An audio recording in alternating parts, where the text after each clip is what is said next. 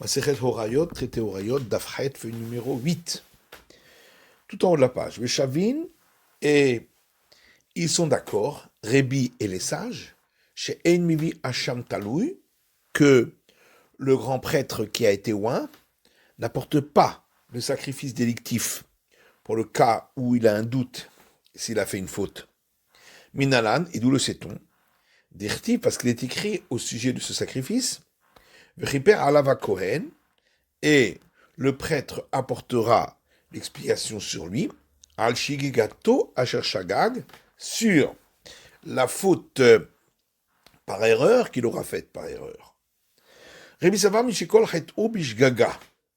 Rébi pense que de ces mots faute par erreur, on apprend qu'il s'agit de celui qui en amène le sacrifice expiatoire que lorsque il a fait uniquement un acte par erreur, Yatzazé, et donc on exclut celui-là, le grand prêtre qui a été oint, chez Ein Kolchet Obishgaga, car il n'apporte pas dans tous les cas son sacrifice expiatoire que lorsqu'il a fait une faute par erreur.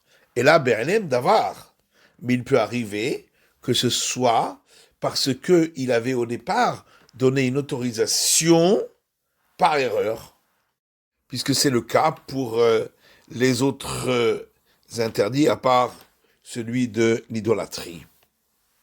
Et la Gemara demande Midé Kol Ketiv, mais est-ce qu'il est écrit dans le verset tout, pour dire qu'il faut que dans tous les cas, il apporte pour un acte de faute par erreur, et non pas lorsque il a donné une autorisation par erreur. Et la Gemara dit in, oui, effectivement.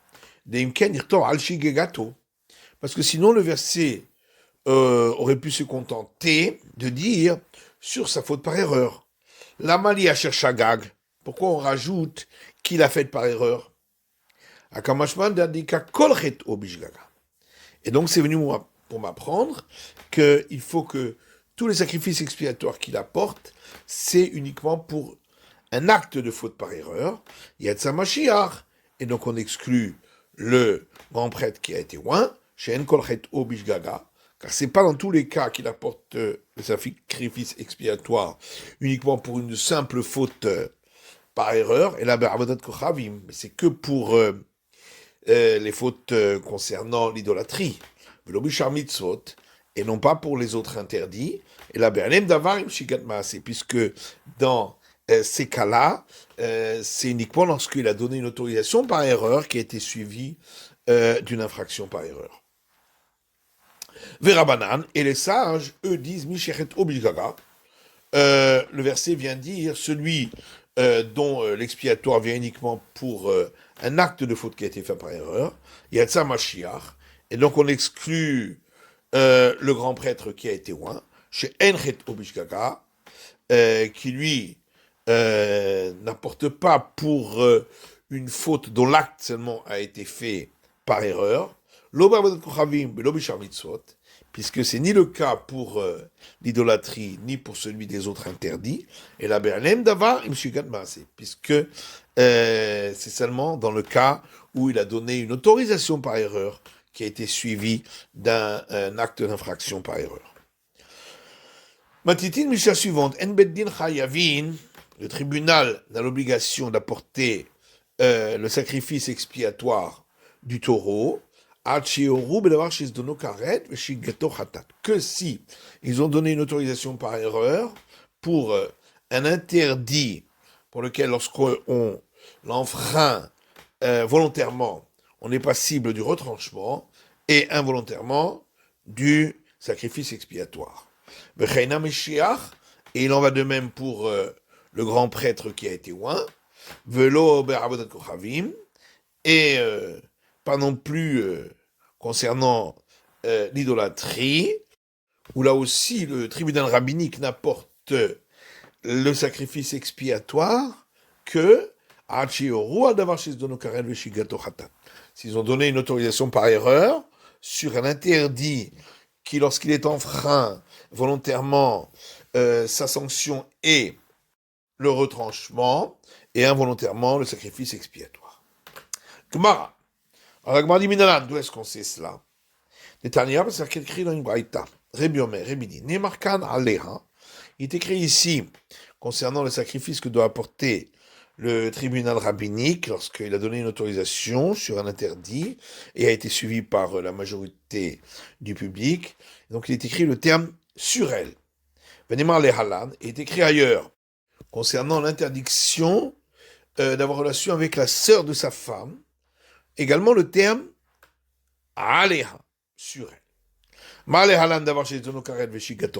Et donc de la manière que là-bas, concernant l'interdit de la sœur de sa femme, c'était un interdit qui, lorsqu'il a été enfreint volontairement, il donne lieu à la sanction du retranchement et involontairement au sacrifice expiatoire. Afkan, ici aussi, d'avoir chez Donokarel Veshigato Hatat. Le tribunal rabbinique n'apportera ce sacrifice expiatoire du taureau que lorsque il a donné autorisation sur un interdit pour lequel, lorsqu'on l'enfreint volontairement, on est passible du retranchement et involontairement du sacrifice expiatoire. Donc, on a vu d'où on apprend pour le sacrifice du public.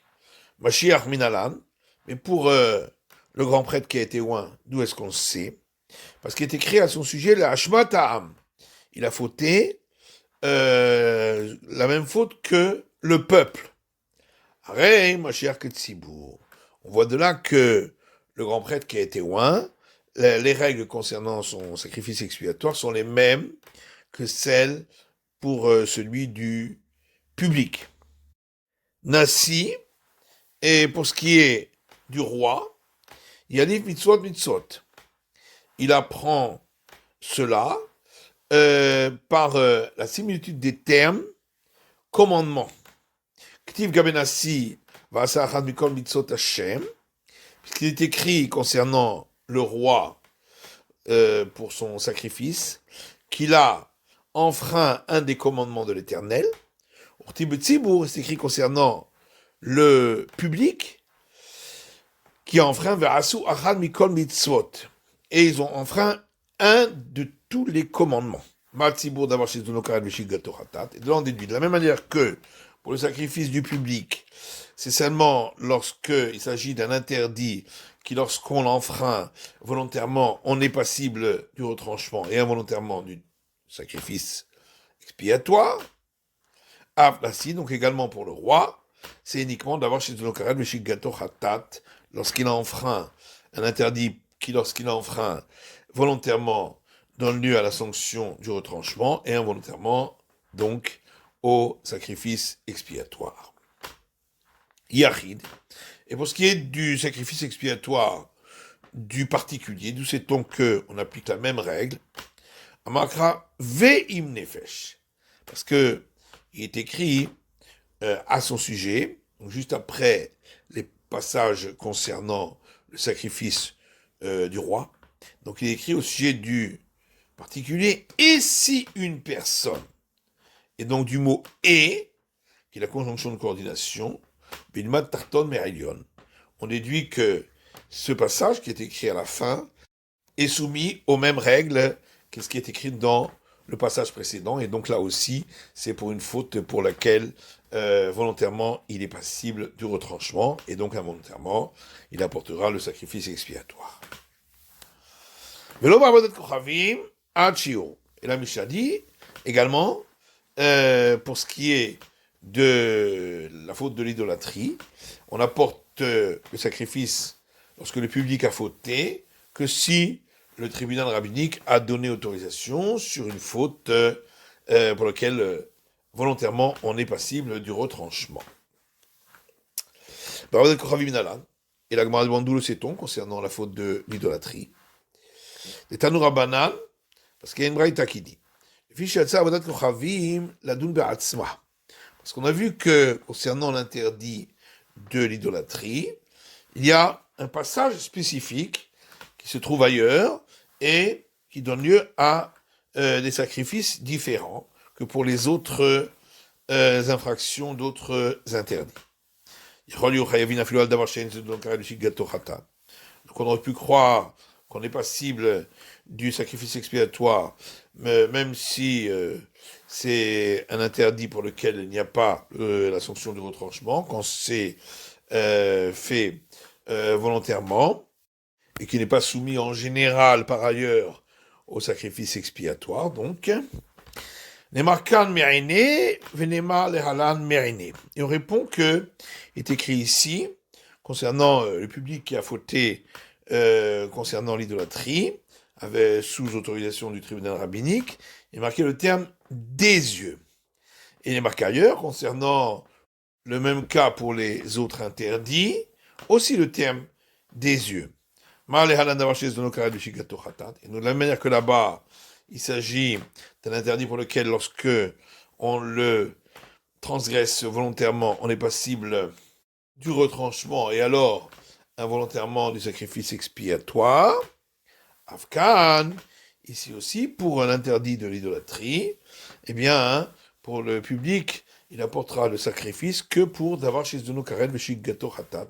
Parce qu'il s'agit d'un interdit pour lequel, lorsqu'on l'a fait involontairement, on est passible du retranchement, et donc involontairement du sacrifice expiatoire. Alors, l'Agma dit Ashkechan Tzibur. Donc, on a trouvé l'origine de cette règle pour le sacrifice de la faute du public. Yahid, lorsqu'il s'agit de la faute d'un particulier, Nassi, ou du roi, Mashiach, ou du grand prêtre qui a été oint, qui apporte tous les trois le même sacrifice, donc une chèvre, lorsqu'il s'agit de la faute de l'idolâtrie. Donc d'où sait-on que c'est uniquement une faute pour laquelle, lorsque on a enfreint volontairement, on est passible du retranchement. Amakra, parce que il est dit dans le verset, justement à ce sujet, Ve im nefesh achat. Et si une personne, Echad Yachid vechad Nasi vechad Mashiach, et comme on l'avait vu, ça s'applique et aux particuliers, et au roi, et au grand prêtre qui a été oint, Kulan Michal Nefesh Achaten, tous font partie de ce que dit la Torah, une personne, et comme c'est écrit et une personne, à cause de cette conjonction de coordination, on déduira pour ce passage qui est écrit à la fin, ce qui est écrit pour le début du passage, où on a dit qu'il ne s'applique que au cas de l'infraction pour lequel on est passible du retranchement lorsqu'on a transgressé volontairement. Anicha m'applique là les Aleha, l'Exera Shava qui Amra. Donc on dit tout ça, ça marche uniquement pour celui qui dit que ce terme sur elle, dont on a parlé, il vient pour cette déduction par similitude des termes, comme on l'a dit. Et là, les rabbanan, mais d'après les sages, les mafkela, les Aleha, qui utilisent ce terme sur elle, les arayot vetsarot, pour faire la déduction par similitude des termes, puisqu'on retrouve le même terme pour le lévira. Et pour nous dire que le lévira ne s'applique pas aux femmes qui sont interdites avec sanction du retranchement, ni pour les deuxièmes femmes de ses maris, dans le cas où ils sont morts, on n'appliquera pas la règle du lévira. D'abord, chez nous, donc d'après eux, d'où est-ce qu'on va apprendre, comme on l'a dit, que ces sacrifices expiatoires, c'est uniquement dans le cas où il y a le retranchement, lorsque ça a été enfreint volontairement.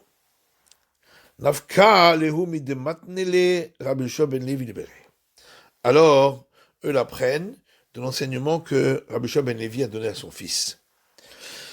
Décrit à la fin du passage concernant le particulier qui apporte un sacrifice lorsqu'il a enfreint l'interdit de l'idolâtrie, donc le sacrifice de la chèvre.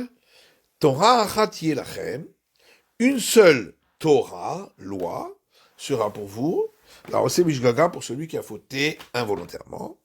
V'hanefesh asher ta'aseh beyad rama. et la personne qui enfreindra volontairement, Vegomer, etc., sera passible du retranchement. Et donc, puisqu'on parle au départ de la Torah, donc c'est que tous les interdits de la Torah ont été juxtaposés ici à celui de l'idolâtrie dont on a parlé dans ce passage.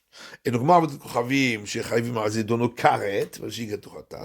la même manière que pour l'interdit de l'idolâtrie, on voit que le verset nous dit qu'il doit être passible du retranchement lorsque ça a été enfreint volontairement, et donc involontairement, c'est le sacrifice expiatoire. Afkan, pareil ici pour les autres interdits, puisque ça s'applique à toute la Torah, comme on le voit dans le verset.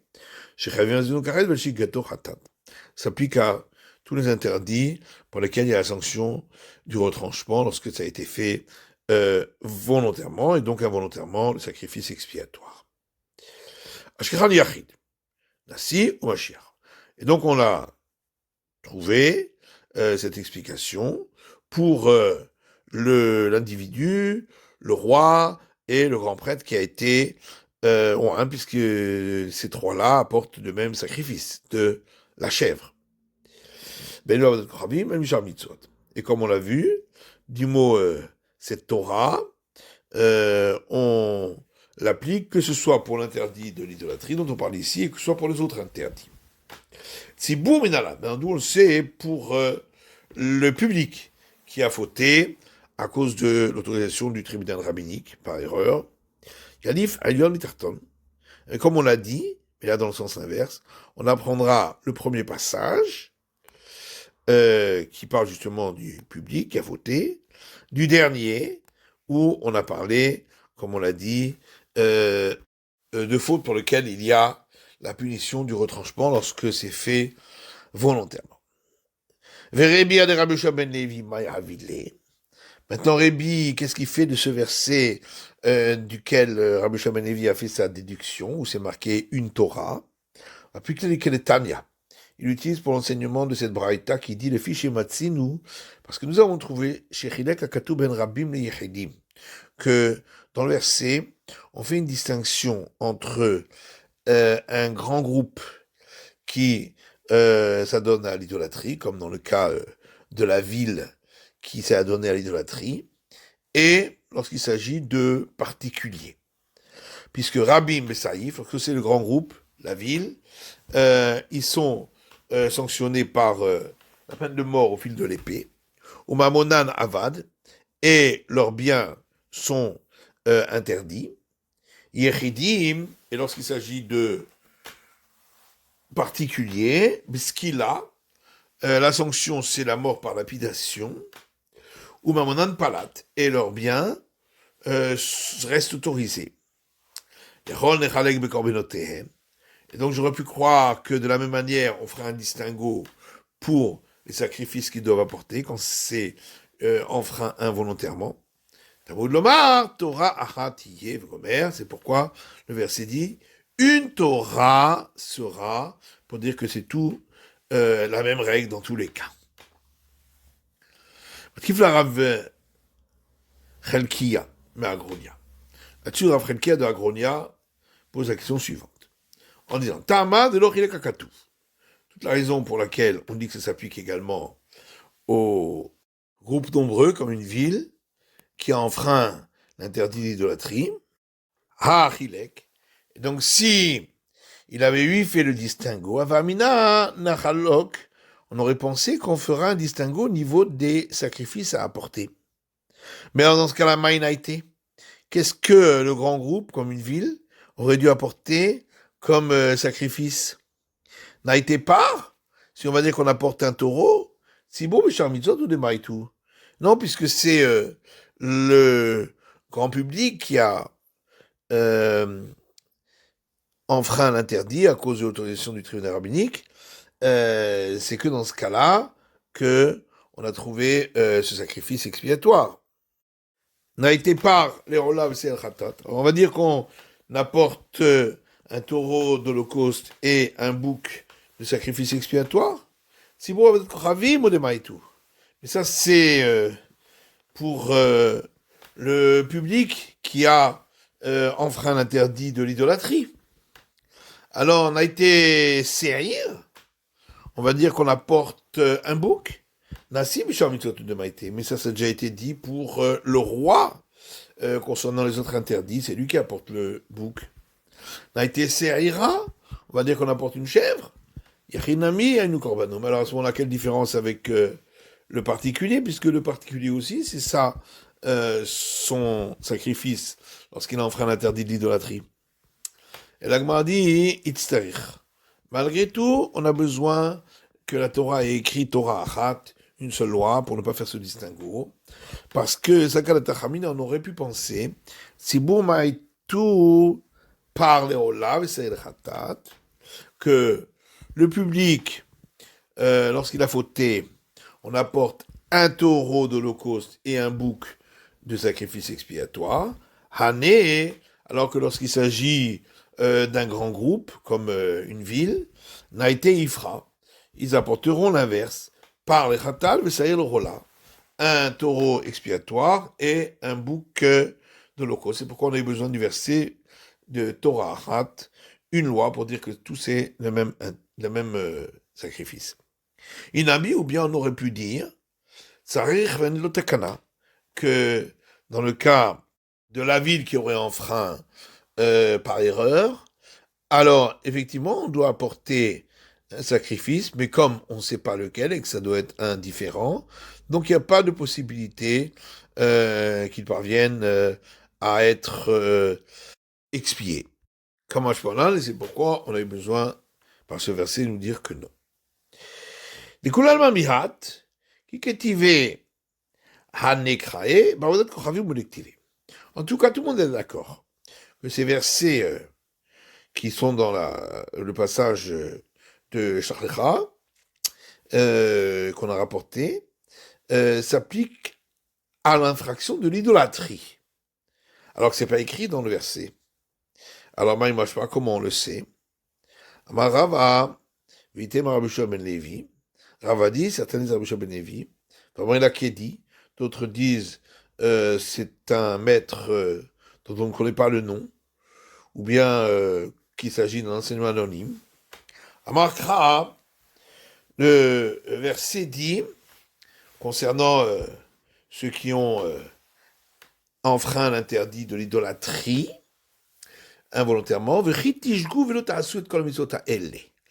et lorsque vous aurez fauté involontairement, et aurez enfreint tous ces commandements. Et alors, quel est le commandement qui est considéré comme l'ensemble des commandements? Et forcément, c'est l'idolâtrie. De Berebi Tana, ceux qui étudient dans la maison d'études de Rébi, eux ont enseigné dans une braïta. On trouve donc dans ce passage concernant les sacrifices pour l'idolâtrie, il est écrit Asher Diber Hashem El Moshe. Donc les interdits que l'Éternel a parlé à Moïse. Urtiv est écrit toujours dans ce passage Asher Tziva Hashem Alechem El Moshe, que l'Éternel vous a ordonné par le biais de Moïse. Et donc, quel est donc l'interdit qui a été donné par la parole même du Samedi Sotin et qui a été ordonné à Moïse et que Moïse nous l'a rapporté. Et donc, forcément, c'est l'interdit de l'idolâtrie. Tana de Rabbi Ishmael, parce que Rabbi Ishmael a enseigné dans une braïta Anochi v'lo yelecha pi agvura shemanu.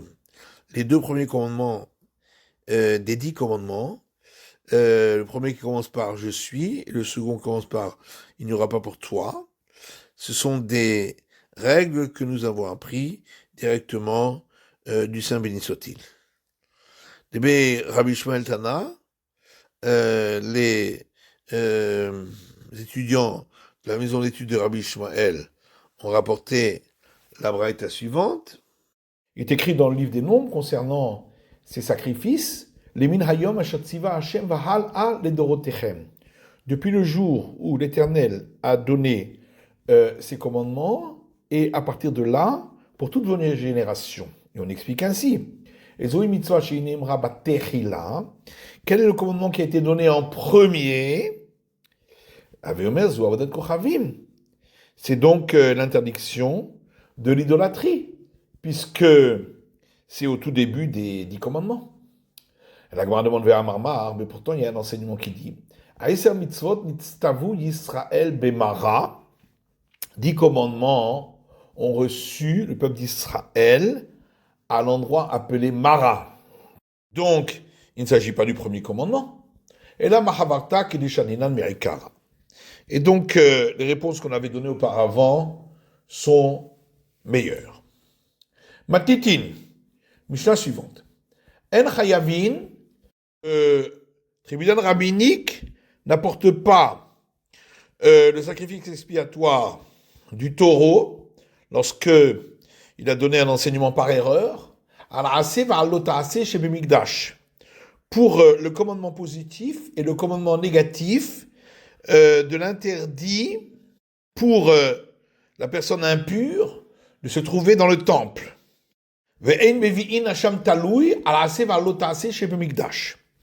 Et on n'apporte pas le sacrifice délictif pour un doute si on a fauté lorsqu'il s'agit du commandement positif et du commandement négatif qui interdit à la personne impure de se trouver dans le temple. Aval Chayavin, par contre, le tribunal rabbinique doit apporter le taureau d'expiation lorsqu'il a donné une autorisation par erreur, chez Banida, pour ce qui concerne l'obligation positive et le commandement négatif concernant l'interdit d'avoir une relation avec une femme qui est impure par écoulement. Et on apporte le sacrifice délictif lorsqu'on a un doute si on a fauté chez Banida concernant le commandement positif et le commandement négatif qui interdit d'avoir une relation avec une femme impure par écoulement. Et chez Banida, quel est le commandement positif concernant la femme impure par écoulement? Perosh minalida. C'est l'obligation de s'éloigner de la femme impure à cause d'un écoulement. Mitzvot lo ta'aseh, quel est le commandement négatif? Al tavo alanida. C'est celui qui ordonne de ne pas avoir de relation avec cette femme qui a cette impureté. Gmara. Manan emile. D'où sait-on de Tzibur lo mechayve korban be'alma que le public n'apporte pas le sacrifice en général, ve'yachid hasham talui namilo, et que le particulier n'apporte pas le sacrifice délictif lorsqu'il y a un doute s'il a fauté, concernant, comme on l'a dit, le commandement positif et le commandement négatif qui interdisent à une personne impure d'être dans le temple. Amar Rav Tzak bar Avdimi dit, Nema ve'Hashem bechatat. Il est écrit le mot ve'Hashem, il aura fauté, concernant le sacrifice expiatoire du particulier, ou be'Hasham taloui, et concernant le sacrifice délictif, lorsqu'il y a un doute si on a fauté, Venema ve'Hashemu betzibour. Et il est écrit un mot semblable, et ils auront fauté, concernant le public. Ma ve'Hashem be'yachid bechatat kevua. Donc, de même que ce mauvais Hachem, qui veut dire il a fauté, pour le particulier, il s'agit de l'obligation d'apporter le sacrifice expiatoire qui est fixe, Ave Hachem betzibur bechatat kevua. De même, les mots et ils auront fauté, écrit concernant la faute du public, il s'agit également pour des fautes pour lesquelles on apporte un sacrifice fixe. et non pas cette faute-là de la personne impure qui se trouve dans le temple, puisque on apporte normalement un sacrifice qui est fonction des moyens de la personne. Umatzibur behatat kevua.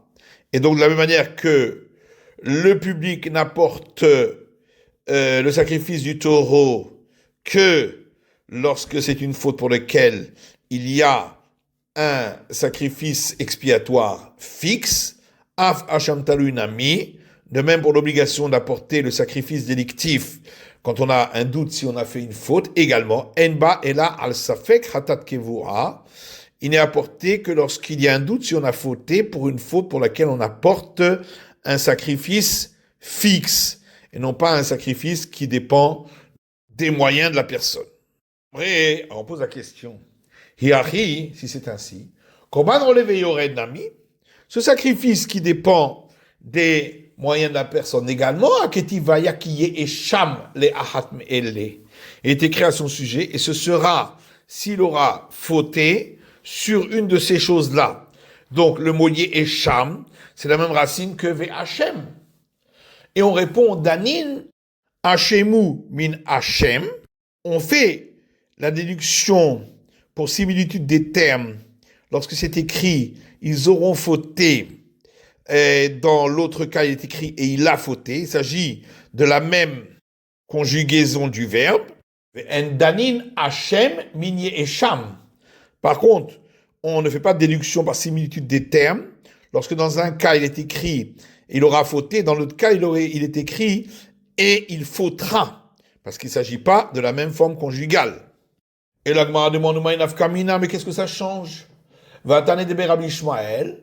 Pourtant, dans la maison d'études de Rabbi Ishmael, on a enseigné dans une braïta Veshav HaKohen ou Ba HaKohen. Il est écrit concernant le prêtre qui entre dans la maison qui a été atteinte par la plaie de la lèpre. Une fois c'est écrit, et il reviendra le prêtre, et une fois c'est écrit, et il viendra le prêtre. Et donc, par similitude des termes, nous disons Zuhi Shiva, Zuhi Bia, que les mêmes règles s'appliquent pour le cas où c'est écrit, il reviendra, et le cas où c'est écrit, il viendra. Donc, bien que il ne s'agit pas du tout du même verbe, malgré tout, étant donné que le sens ressemble, on fait la déduction par similitude des termes. Donc, à plus forte raison ici, où il s'agit du même verbe, c'est juste la conjugaison qui est différente. De plus, Nelat minve Hachem, on pourrait faire une déduction du fait qu'il est écrit, effectivement, le terme « et il aura fauté », mitumat mikdash vekodashav, concernant celui qui est impur, qui est entré au temple ou qui a mangé des aliments sanctifiés du temple. Puisqu'il est écrit à ce sujet, Vehu tameh ve Hachem, et il est impur et il aura fauté. Amar Rapapa, c'est pourquoi Rapapa répond, Danin ve Hachem ou mitzvot Hachem. Nous faisons déduction par similitude des termes pour les cas où il y a deux termes semblables ici. Ve Hachem ou mitzvot Hachem, et il aura fauté et commandement de l'Éternel. Min ve Hachem ou mitzvot Hachem. On fera cette déduction de l'autre cas où il est écrit également ces deux termes, et il aura fauté et les commandements de l'Éternel. Alors que pour cet interdit-là, il n'est pas écrit ces deux termes. Amarle Rav Shimi Barashi le Rav Papa. Alors Rav Shimi Barashi a posé une question à Rav Papa en disant on pourrait faire déduction similitude des termes pour deux autres termes. C'est-à-dire, Ve'Hachem unsiutavon, min Ve'Hachem unsiatavon. Car dans un cas, il est écrit, et il aura fauté, et porté la faute.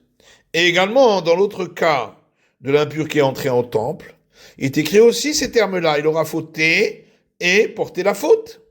Et là, Amar Rav Nachman bar Yitzhak, c'est pourquoi Rav Nachman bar Yitzhak répond, Danin Ve'Hachem u'mitzvot Hashem asher lo te'asena. On fait la déduction entre deux cas où il y a trois termes semblables. C'est-à-dire dans un cas, on trouve les termes « il aura fauté » et les commandements d'Éternel et qui n'auront pas été accomplis. de l'autre cas où c'est écrit et il aura fauté, et les commandements de l'Éternel, et qu'il n'aura pas accompli. Et donc, à l'exclusion de ces trois cas-là, où on apporte le sacrifice qui dépend des moyens de la personne, c'est-à-dire les fautes de celui qui a entendu une personne lui demander de témoigner, et il a refusé de témoigner, il a juré à faux, et celui qui a fait de par lui-même un faux serment, et l'impur qui est entré dans le temple ou a mangé des aliments consacrés du temple, car à ce sujet, il n'est pas écrit ces trois termes, c'est-à-dire, et il aura fauté, et les commandements de l'Éternel, et qu'il n'aura pas accompli. Matitin Mishnah. En chayavin al shmi'at kol, ve'al bitus vatayim, ve'al tumat mikdash ve'kodashav. Le tribunal rabbinique n'a pas à apporter le sacrifice expiatoire du taureau lorsque, par une autorisation erronée de sa part, le public a enfreint un de ces trois interdits sur lequel le particulier apporte le sacrifice fluctuant en fonction des moyens de la personne, lesquels interdits sont le faux serment d'une personne qui a été enjointe par une autre à témoigner pour lui et qui a juré à faux, qui ne connaissait aucun témoignage à ce sujet. L'interdit du serment à faux qu'une personne ferait de par lui-même et l'interdiction pour une personne impure d'entrer dans le temple ou de manger de la nourriture consacrée du temple. Ve'anasi kayotse bahem, de même pour le roi également, n'aura pas cette obligation concernant les trois interdits précités. Et Rabbi Yossé Aglili, parole de Rabbi Yossé Aglili. Rabbi Akiva Omer, Rabbi Akiva dit Hanasi chayav vekulan. Le roi a l'obligation d'apporter le sacrifice fluctuant lorsqu'il a enfreint ses interdits, sauf l'interdit du faux serment lorsqu'il a été enjoint de venir témoigner et il a fait un serment qui n'avait pas de témoignage,